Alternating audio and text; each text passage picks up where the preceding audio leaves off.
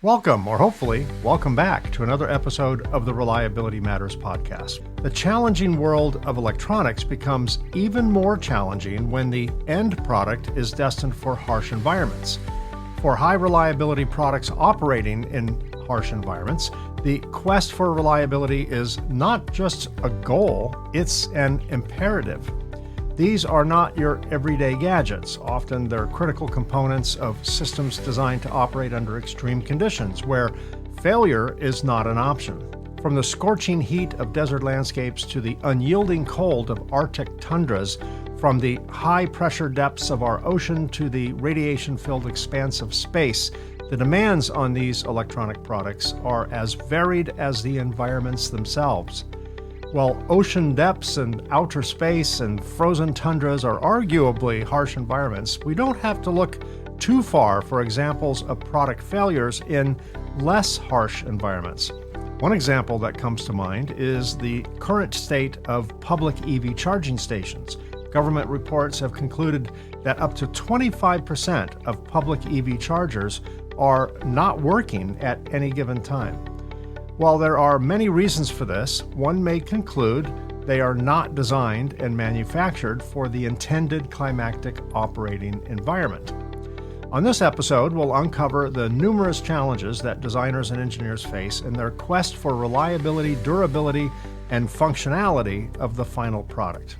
As we navigate through this complex landscape, we'll highlight the strategies that enable these products not just to survive, but excel in unforgiving conditions.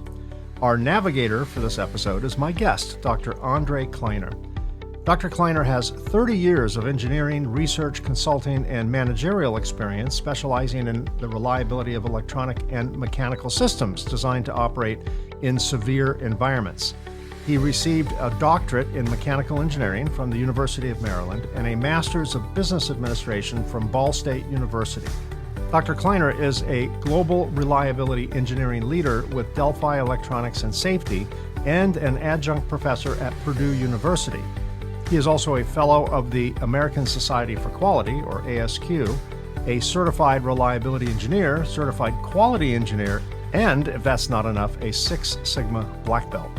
He also holds several U.S. and foreign patents and authored multiple professional publications, including 2 books on the topics of reliability, statistics, warranty management, and life cycle cost analysis.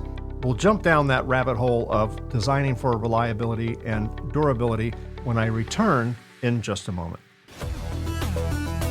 Welcome to Reliability Matters, a podcast for the electronic assembly industry. Each episode covers topics related to reliability, best practices, and environmentally responsible assembly techniques, with insights from experts across the electronic assembly industry. Now, here's your host, Mike Conrad.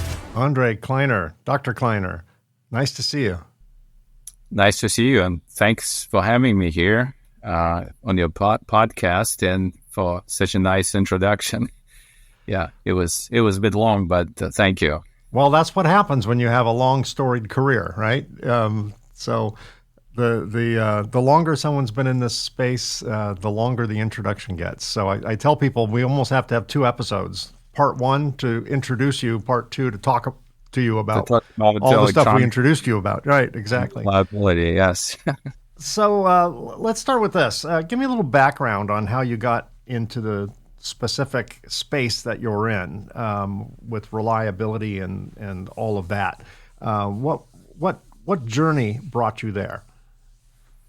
Well, I mean, it kind of happened because my background is actually in mechanical engineering, but I spent pretty much all my career in electronics industry, and we even joke that all electronics failures are mechanical. When you never hear of electron not making to the other side of the wire unless the wire is broken. That's but a I mean, fair of point. course, Yeah, it's not 100% true because we know there's some special IC based failures like latch up and hot carrier injection, other things. But still, most of the things we see in the field actually kind of a mechanical nature. Still, the majority of those things. So, I remember when I was a kid, I was always when I was a kid, we kind of were transitioning from vacuum tubes to solid state. And at the time, I when remember things that. went to solid state, I remember my dad used to send me to Radio Shack when I was a kid to test tubes. They had a tube tester where you brought your vacuum tubes in from the TV. You weren't sure which one was not working, so he pulled out all the tubes and sent me to the store to plug them into the various sockets and test them. And I thought, at least for that brief time, I thought I was Captain Kirk. I thought I was like in control of the Starship Enterprise. That was my bridge. But when things went to solid state, the advertising at the time would say, this lasts forever because it's solid state. There are no moving parts. There are no tubes to blow or whatever. And I think I've learned over many, many decades that electronics can fail just as much as mechanical parts can fail. Right. And even though we don't have too many moving parts, we still do have some, but still there's a lot of mechanical nature failures in electronics. That's for sure. And it turns out electronics are a little bit finicky. They don't like it to be too hot or too cold. They kind of like the Goldilocks where the porridge is just right. They've got a fairly wide operational range, wider than humans anyway, for the most part. But there are limits to where they like to operate reliably, which is the nature of this conversation here. So I watched an old interview. It was a 10-year-old interview of you talking about a society of engineers or something like that. And you made a statement 10 years ago where you said reliability engineers are not trained, they are grown. Yes, Two questions. Number one, do you still stand by that? And number two, tell me more about what you mean by they're not trained, they're grown. Yeah, I mean, I think it's still true. One of the problems is that we don't have too many schools in this country, actually in Europe as well, which actually train reliability engineers. I was a lucky one. I got my doctorate from the University of Maryland, which actually have a program, one of the few programs in the country where you actually can get a degree and become a reliability engineer. But still, working in the industry for more than 30 years, we were not getting too many trained reliability engineers. We actually were getting maybe fresh graduates from the EE programs like electrical engineering, mechanical engineering, and we're training them to be reliability engineers. And part of my job was actually train these people, and I even created what's called a validation college, something like several training courses for newly hired reliability engineers, and as well like a basic trainings for design engineers to get them the basic principles of reliability engineers. So yes, I still stand by this statement. In fact, I'm the editor of Wiley Series in quality and reliability engineering. And I always mention that in my forwards when they say, okay, we need to basically get train more reliability engineers. And because they get a lot of the training on the job or like maybe going to conferences and taking some special courses, because like I said, there's really not too many schools in this country and in Europe where you can get a degree in this field.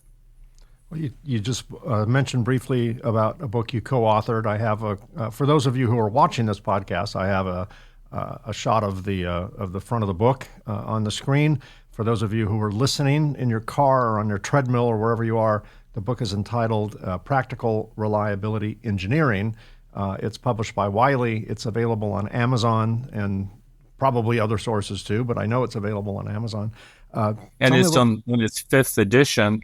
And also, it's an adapted college textbook. So I know professors who use this book as a college textbook.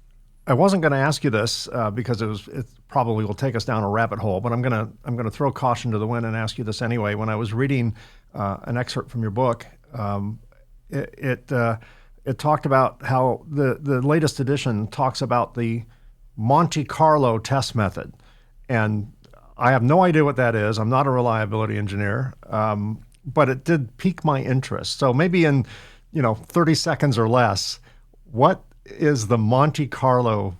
I think I'm saying that right. The Monte Carlo test method. It's not really a test method. It's Monte Carlo simulation. Okay. Yeah. I picture a simulation where you're driving like an F1, Formula One car or something like that. I'm making it more exotic than it probably is. Well, I mean, I think it's very underutilized tool in engineering. It basically, like in engineering and in some other fields, we have a lot of uncertainty.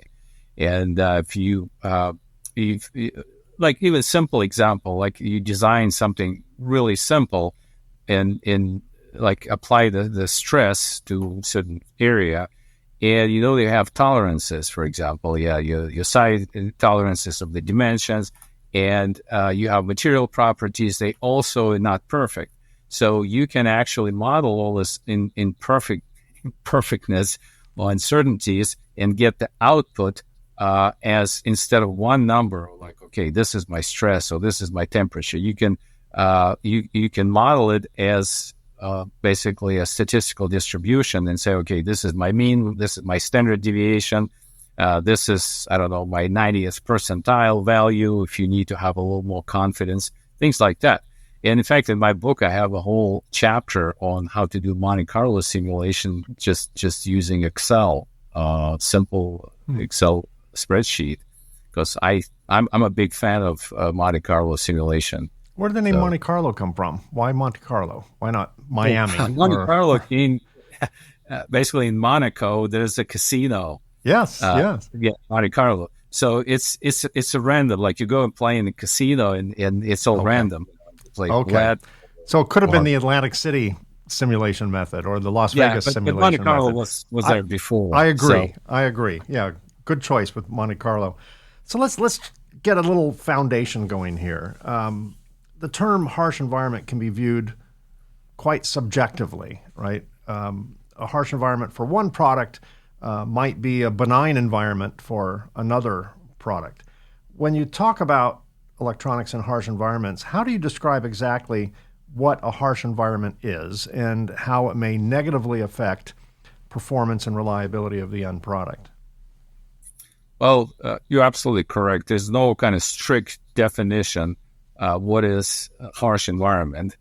But I mean, we kind of have a feeling, okay, what is harsh environment? In the industry, like I spent most of my career in the automotive, a little bit in defense industry, and this is kind of one of the examples of harsh environment. So typically we're talking about temperatures. So and not just like low temperature, like, I don't know, minus 40 degrees C or minus 40 degree F, or like a high temperature, like 80, maybe 100 degrees C or above. We're also talking about temperature cycling, which is a really key stressor in the electronics industry. And this can be quite significant. Even like with simple electronics, you turn it on and it starts heating from the inside. And in the automotive, for example, if that piece of electronics is mounted near the air ducts, and it's like in the winter, you can actually have a hottest conditions because you have this hot air going and internal heating, and we actually have seen a lot of failures during really cold months. Another factor is vibration. That's also pretty strong factor here. Besides temperature and vibration, we're also talking about humidity. And this is also a factor, and especially when you combine them all together, that's your harsh environment. And typically, as far as industries, we're talking about automotive, we're talking about aerospace, we're talking about defense industry. So, and I'm sure in some other industries you can actually have examples. I know oil and gas, they also have their challenges. So, but again, there's no key definition. But for example, like if we're talking about a desktop computer, that probably will not be a harsh environment. So it's the temperature pretty stable. I mean, you usually don't throw it against the wall. I mean, at least most of us don't, or do something like that. But again, the electronics mounted in the vehicle, especially if it's mounted under the hood of a vehicle, that's going to be a really harsh environment, and definitely needs to have some specific approaches to design, testing, validation, and other things. Yeah, I think we've all been trained in the last 20 or 30 years on how electronics handle heat with the use of our cellular phones. If I leave this iPhone out in the sun, just maybe on an 80-degree Fahrenheit day, not extreme, really, just warm and pleasant. If I leave this out in the sun, in about 10 minutes, it'll shut off, saying it's overheating, and it'll shut itself down to protect itself. And then I have to, if I'm desperate, I'll put it in the cooler. If I'm out at the beach or wherever, or by the pool, I'll stick it in the cooler. Come back to life. Yeah, to bring it back to life a little faster, which may not be good in terms of cycling. It might be a little bit of a thermal shock, but it's surprising that it's something as consumer oriented as this, that's designed to fit in your back pocket and go wherever we go, has a relatively low upper operating limit, well below what humans are capable of operating in. I think another, you mentioned examples of electronics that have to work and defense and aerospace and all of that.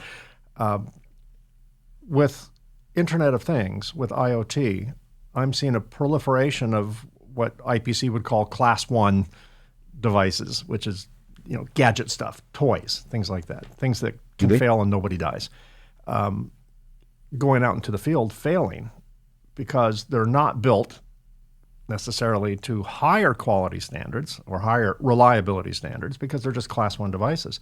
But then again, if you buy an electronic flea collar for your dog, not expected to be high reliability, and it only lasts for 8 days because the dog is, going into harsh environments, no one dies. You have an itchy dog. Your reputation might suffer. It might result in a recall, which could be extremely costly. So I'm seeing a lot of class 1 consumer stuff because of IoT, because it's going out into the harsh, cruel world. I'm seeing a lot of applications that are having to adopt higher standards, which one might normally see in class 3 environments for class 1 products, just to get them to work, because they're not in a safe space. They're not in an Amazon server farm or on an office desk like a laptop normally would be, for example.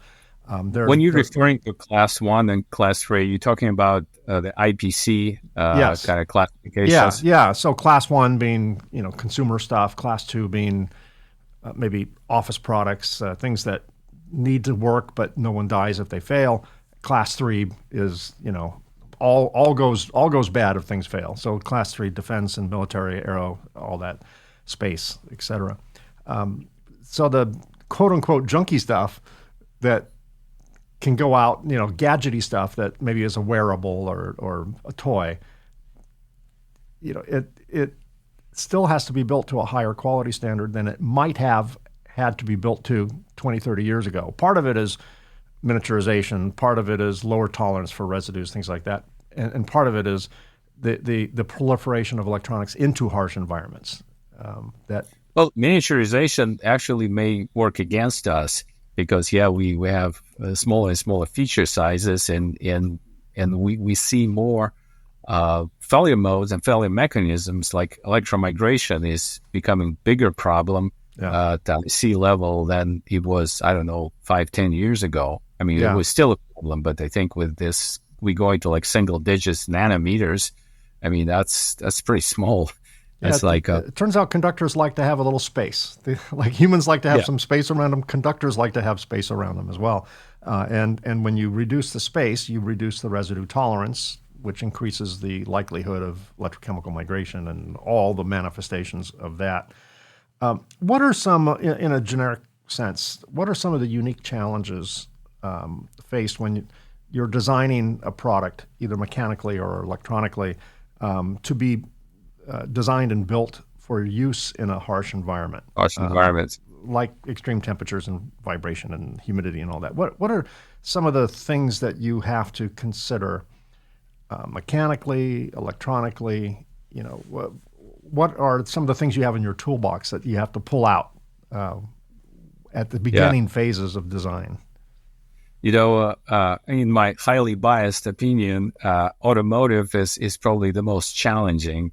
And I know, like in the aerospace and in defense, you may have harsher, like maybe higher or lower temperatures, or like stronger impacts. But in automotive, we don't have a luxury of redundancy, so we cannot put like in an airplane. You may have like two blocks next to each other, and like one fails, another one takes over. In the automotive, in most cases, we don't have this kind of luxury, so we need to design things right. And I would say, there's a lot of different aspects to designing electronics, but I would say three key things is materials, components, and interconnects. So those are the things I would say we pay probably more attention. And materials, obviously, if you deal with high temperatures, all your materials should be able to survive that. Like we used to make sensors which are installed inside the exhaust pipes. An exhaust pipe inside, the temperature can get to like 500 degrees C, easy. So in some materials actually just melt at this temperature.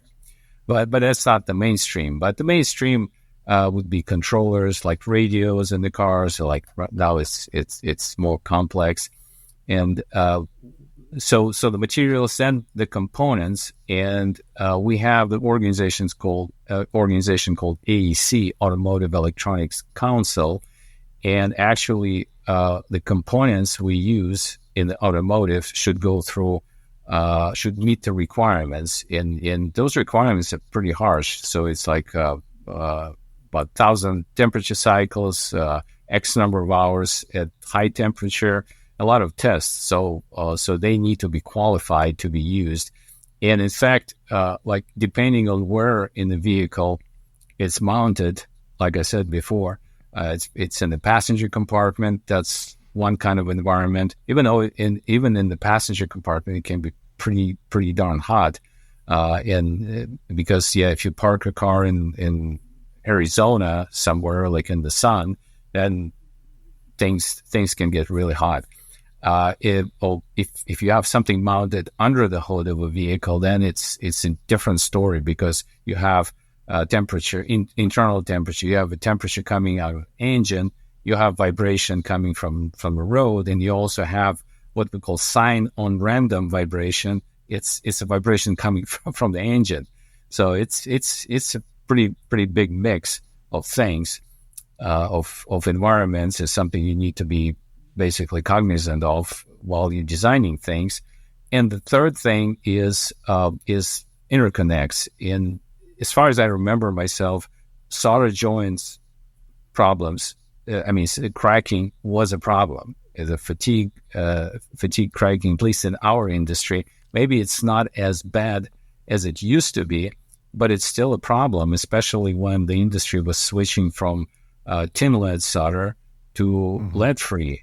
And first, like when we started, we could not find solder which had the same fatigue properties. It basically could survive the same number of temperature cycles as tin lead, but we had to get rid of it, obviously, because of the regulations. And then we started making some progress and looking at different alloys, and finally finding things like it was what's called SAC 305.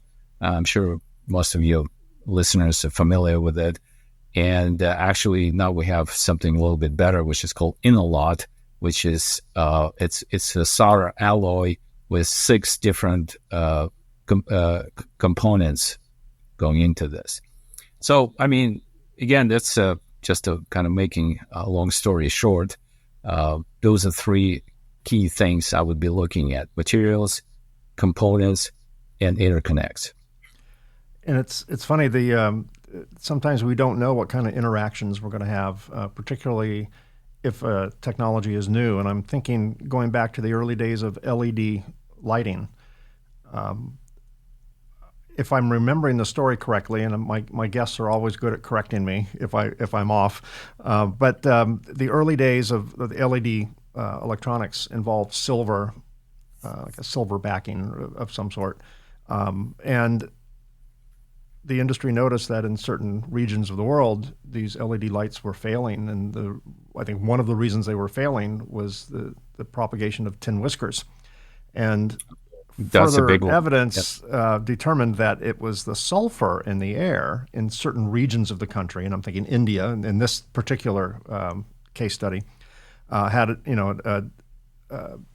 alarmingly high level of sulfur in the air, and that reacted with the silver and grew things and caused a failure. Now, that sulfur in the air, for most applications, is not in itself a harsh environment, but the mixture of silver and sulfur it was a tremendously harsh environment. And of course, the industry learned and said, okay, we're not going to do that anymore, and changed the materials. But it's kind of to my earlier point, is what's a harsh environment for product A may be a benign environment for product B. And one needs to know the limitations of every material, of every torque setting, mechanically speaking.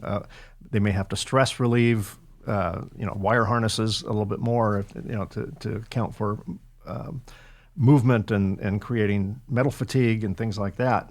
You kind of have to have a crystal ball and see into the future and look at interactions of interactions, right? I mean, you really have to. I think maybe that's one of the reasons you say reliability engineers are grown, because it does seem to have a pretty substantial tribal element to it. We learn off what we learn. Yeah, it's another joke. We say we don't have Ohm's law in reliability, so I wish we had like a certain equation. We put things in and get the answer. Never fails you. Yes, exactly.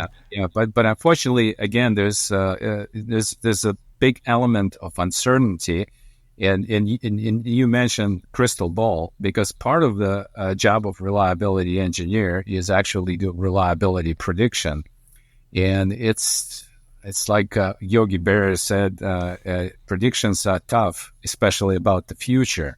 So, and the different methods. I mean, I personally think that the best method is if you have field data from maybe earlier versions of this product, but in some cases we use new technology, new materials, something new, and we can do a kind of relatively decent job of reliability prediction, but it's just not going to guarantee that that's what you're going to see in the field, again, because the systems are pretty complex.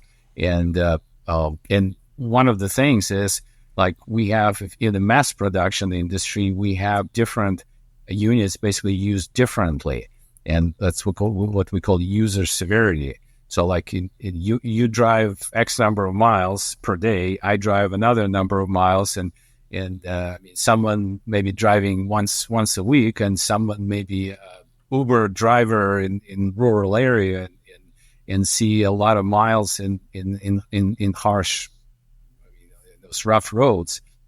So you always have this distribution, and going back to Monte Carlo simulation. So you can look at this distribution of how harshly your product is used, and you need to make a decision. Okay, who am I designing my product for? So it can be like, okay, I'm going to design it for an average user, but that's probably not good enough, because that means other half is basically you don't know what's going to happen to their products. Probably it's going to fail. But on the other end of this, you cannot design for like a worst case ever happened, like the worst temperature, which we recorded like in the past 200 years. I mean, you can design for that, but it's going to be over-designed. It's going to be super expensive. So like in the automotive industry, again, we look at certain percentile of a user, and that you need to have a lot of data. I mean, with mileage, it's pretty easy because we have all this right. Dealership data, and we know all the mileage distributions. But what about the temperature? So, like, yes, someone is driving a car in Arizona, and someone in North Dakota, and someone in Norway.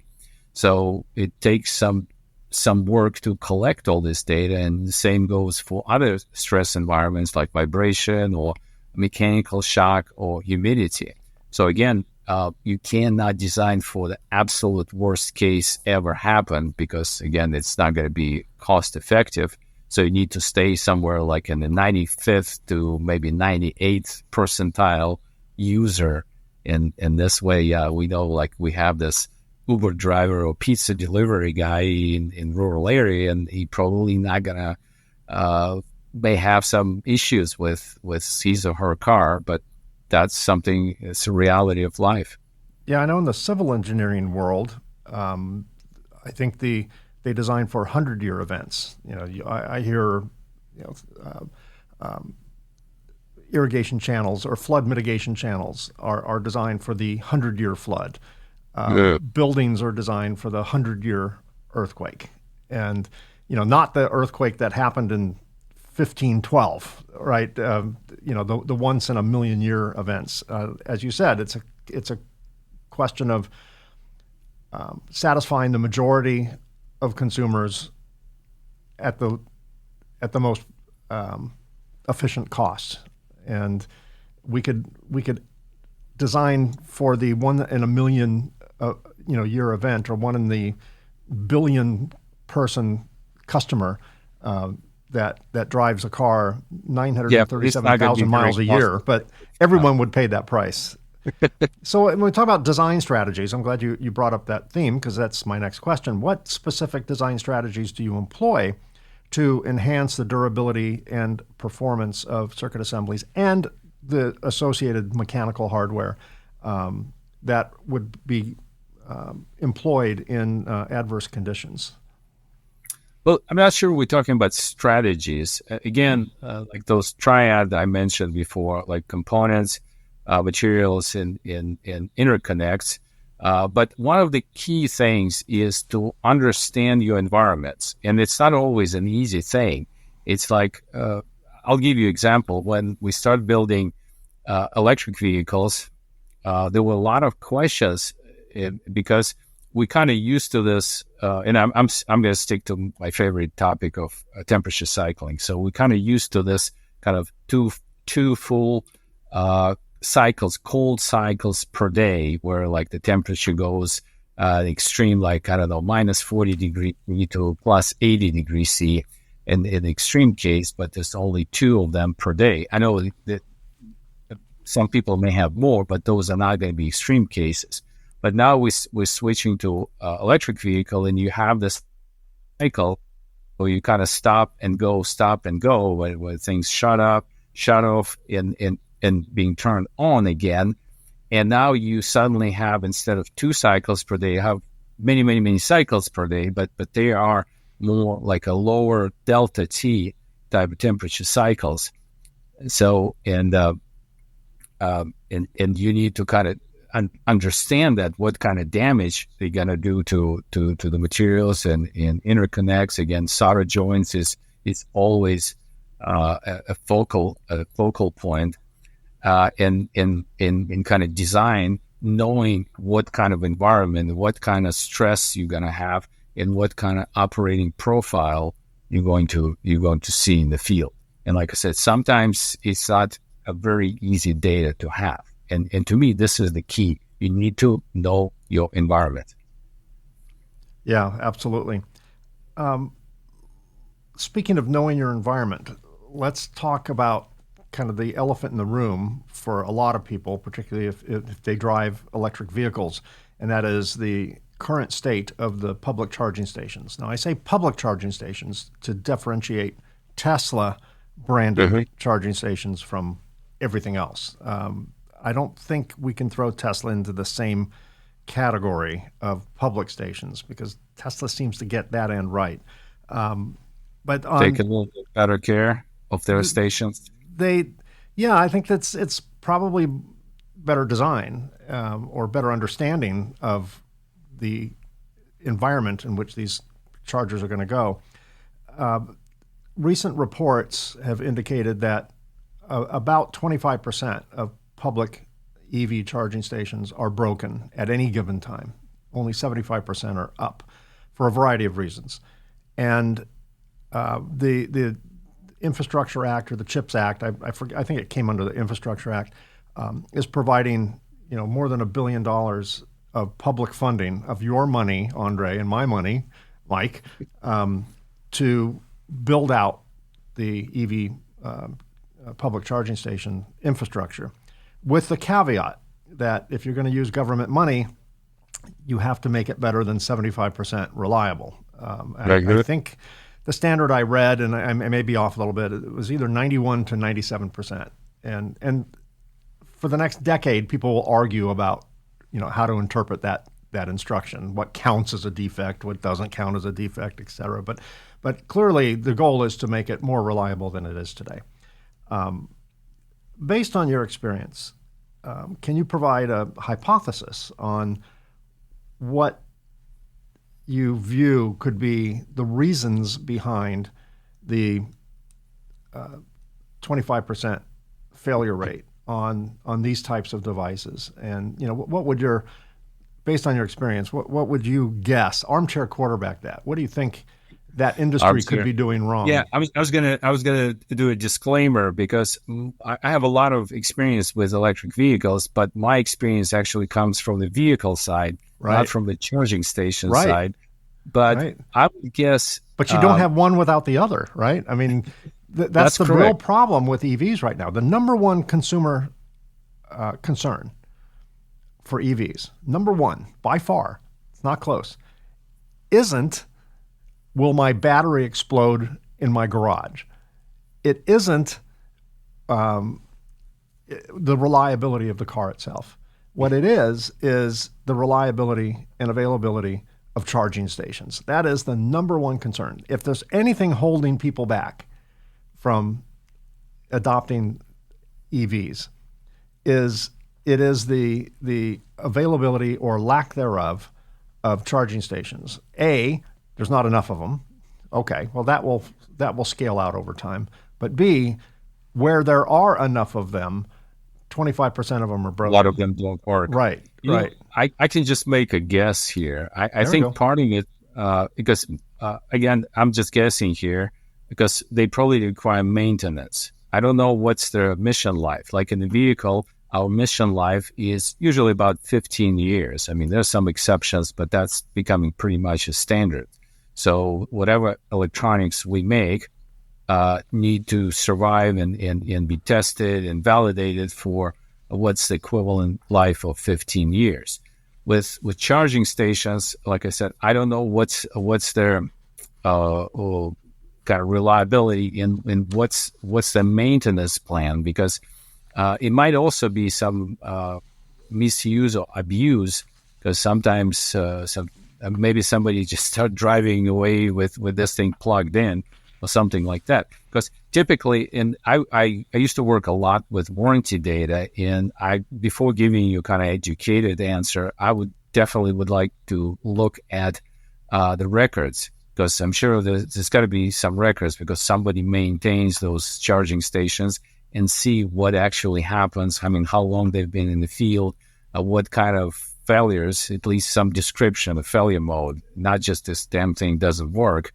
That's not good enough. It's like, okay, what exactly, I mean, kind of look inside and see what's happened. I mean, something broken inside, or there's got to be reasons, because to me, it seemed like the charging stations are not that complicated devices. I mean, compared to some of the electronic systems we install in cars, I mean, these seem to be more simple.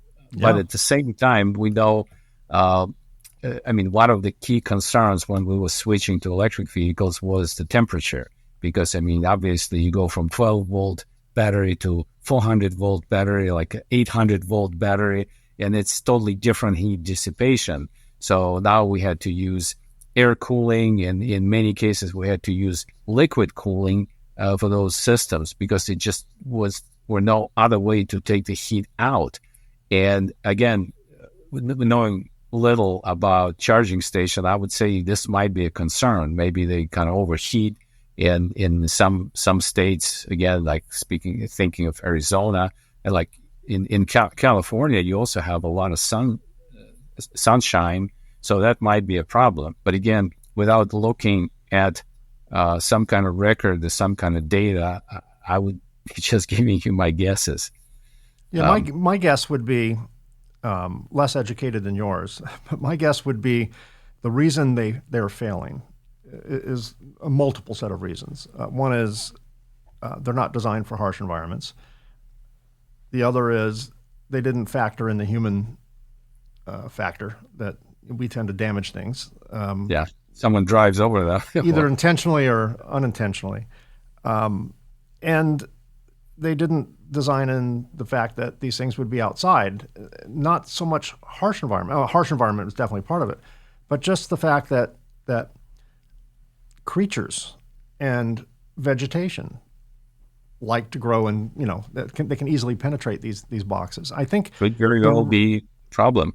Yeah, and I think that the main reason on the top of that excuse pyramid is the fact that they just did not think or care to build these things for the intended climactic operating environment. I have a feeling, and I can't base this on firsthand knowledge, but based on anecdotally anyway, I think that companies said, well, we can build this, and they didn't really understand the nature of what they were building. They didn't understand the importance of proper enclosures. They didn't understand the limitations of electronics in hot that takes us back to just or humid environments.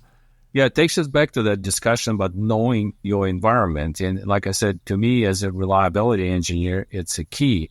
And one of the projects I did, like consulting projects I did for a company, they were actually making credit card readers and used to sell them to grocery stores and other places. And they decided to start selling them to taxi drivers, to taxi fleet. Different and that's a environment. different story. Yeah, different environment, totally. So it's going to see in the vehicle basically something totally different than it's going to see at the grocery store. So I was helping this company to basically put together a test plan and see to verify if their design is good enough. And my guess was from the beginning that wasn't good enough because it just was not originally designed for this kind of environment. So they needed to make some adjustments, make some changes to be able to actually use those credit card readers in a taxi fleet. Yeah. Well, I think the reason EV chargers are failing is your fault, Andre, is because you were not involved in the reliability design. If you had been involved in the reliability at the beginning of that, if they hired you to be the master reliability engineer for EV charging stations, I would not have something to talk about right now. So, well, if we could grow more reliability engineers, if we could grow more, exactly. If we could fertilize that soil. Sometimes, when we think about harsh environments, we think about weather, temperature, vibration, right? Poster child reasons. But let's talk about the human factor. Humans tend to break things. Humans are careless. Some humans are intentionally, want to commit vandalism, things like that. In your experience, have you had to factor in what I like to call stupid human tricks? The ability for humans to do things that are unpredictable. We know that there are certain things that are predictable. Ohm's law is predictable. There are certain physics that universal laws that can't be broken. I think humans break all those laws because we are predictably unpredictable. So what kind of efforts have you had to make, or have you wished you had made, to account for the harsh human rather than just the harsh environment? Does that make sense? Yeah, there's actually a whole section in reliability engineering which is called human reliability. I mean, it deals mostly with maintenance and assembly. Like, I'll give you an example. There's a test in many industries. There's a drop test. So, I mean, someone on the assembly line can drop things and they pick them up and put them back together, and suddenly you have a walking wounded. So in many industries, it's basically the test where if you drop it and you have physical damage, like, I mean, cracked glass or just damaged case or something, then actually you pass the test, because someone picks it up and see it's broken, and hopefully you're not going to put it back on the assembly line.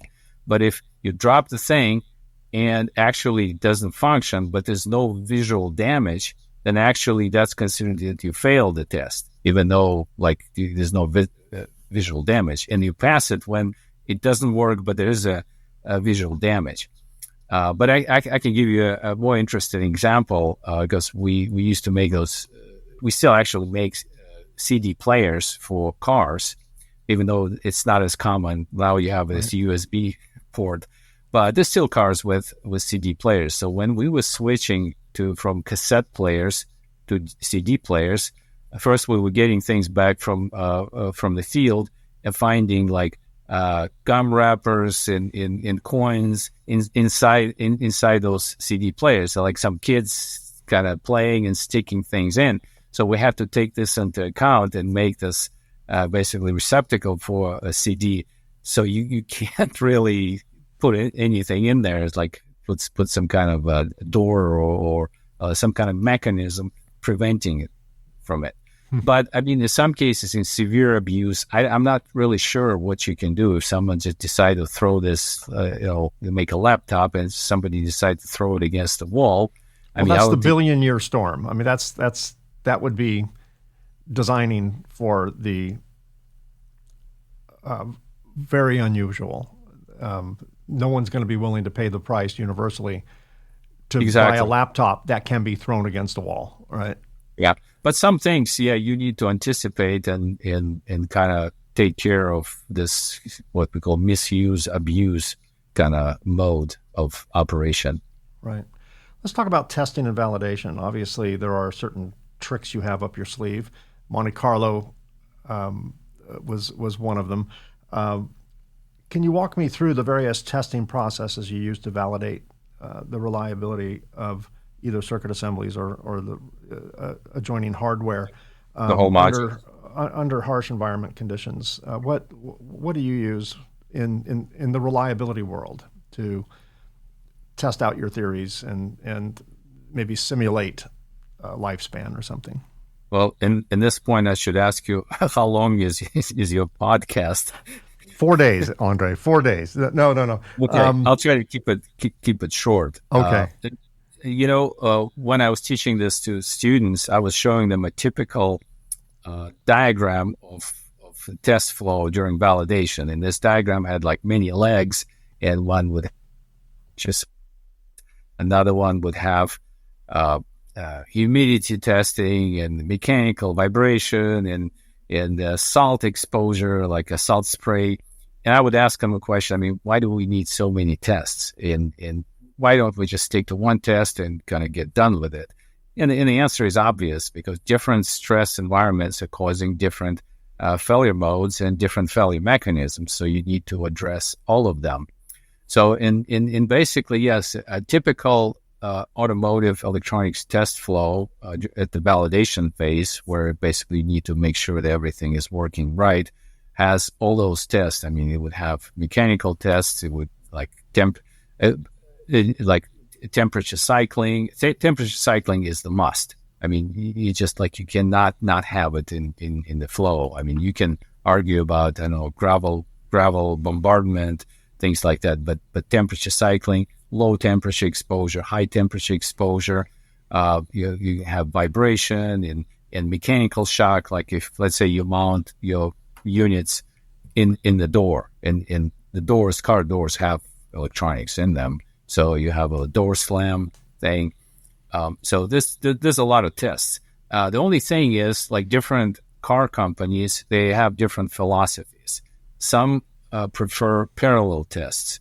It's like, there's one leg, you have, 10 units going through temperature cycling, and there's another leg have 6 units going through vibration, and another unit's going through, like salt fog or like water penetration test.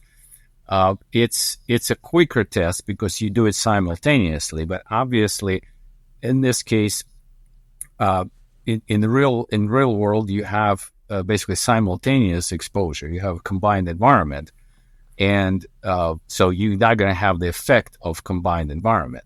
So you're kind of assuming that's this stress is kind of orthogonal, meaning they don't affect each other, which is not true. But you have a quicker test. There's another philosophy where you do it sequentially, or some environments you can actually combine, like you can have a vibration shaker in the chamber. But again, the vibration is much quicker test, so you cannot vibrate during like 1,000 thermocycles. It's just going to be too long of a test for vibration side. So this is a trade-off, and that's basically, like I said, in reliability engineering, a lot of things are trade-off here. So you do it quicker because the development cycle is getting shorter and shorter, or you do it sequentially, or kind of where you can in parallel, simultaneously, and then you can have this combined environment effect. But does all that fall under HALT testing, highly accelerated life testing? Is that all part of a HALT testing protocol? Not exactly. I mean, HALT testing is a little bit different animal because we don't use HALT testing for validation, because validation is basically when you have a system in working order, everything is together. And in fact, in the automotive, we have DV and PV. DV stands for design validation, when you have a prototype, basically, but fully working prototype, and process validation when you have a production intent unit. So, but HALT is sort of a kind of test where you find the weak links of a design. So it's a pretty short test.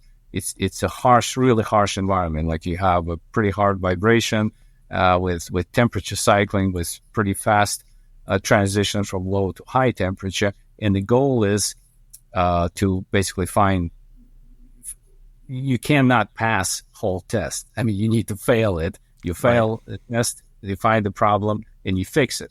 But HALT test has some challenges because you may fail something, but now you need to understand if this is actually kind of failure mode you're going to see in the field. In some cases it is, but in some cases it is not. I mean, it's like you crank up the temperature and something melts. Well, I mean, you're not going to see 200 C in the field, but here you have a failure. I mean, this is something we call foolish failures, but that's a reality. So yeah, HALT is an important tool in design and development, but it's not a validation. It's not a product validation tool. So interesting. You talked earlier about one example of an innovative technology, and that was this newer solder alloy beyond SAC 305. Are there any other emerging technologies or materials that you believe will significantly impact the design and construction of circuit assemblies or the final product in general for harsh environments in the near future? Anything that you're aware of?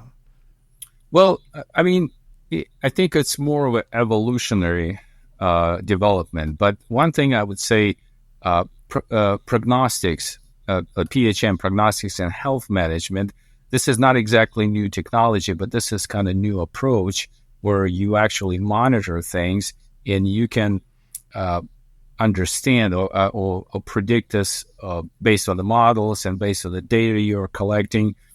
The what's called RUL, remaining useful life. So if you like, very simple example. I mean, your brakes in your car start squeaking. That's actually kind of a very simple form of prognostics and health management. So they still operate perfectly, maybe not perfectly, but fine. But at the same time, they give you a signal saying, okay, maybe you need to kind of think about replacing brakes or some part of the brakes. So, and this is something people work on at the different levels. I mean, there's a lot of success stories with prognostics and health management with mechanical systems. Like, I mean, one of the examples is, I know the project where they were putting sensors on helicopter blades, and the helicopter blades tend to crack. I mean, develop like micro cracks, which will eventually develop in something bigger.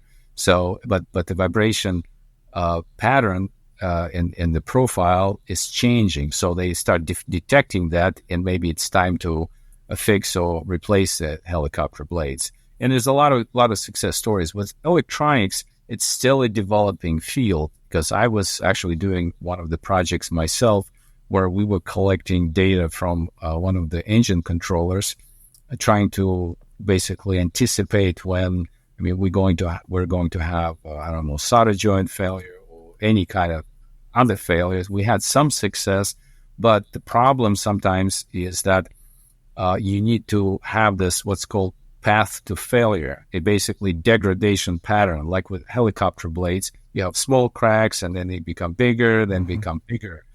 In electronics, it's not always like that. You may have a solder joint with a crack and it still functions fine. And at some point when this crack achieves a certain percentage of the area, and then suddenly, boom, you have no connection there. So it's still a developing field. It's but all or nothing, yeah. I'm a big believer. Not linear in that case. That failure mechanism is not linear. It's sudden. Well, we don't need linearity. It can be nonlinear as long as there's a path. But it's not gradual. But when it's binary, yes, that's a better description. Yes, yeah, yes. And it's a little more difficult to predict.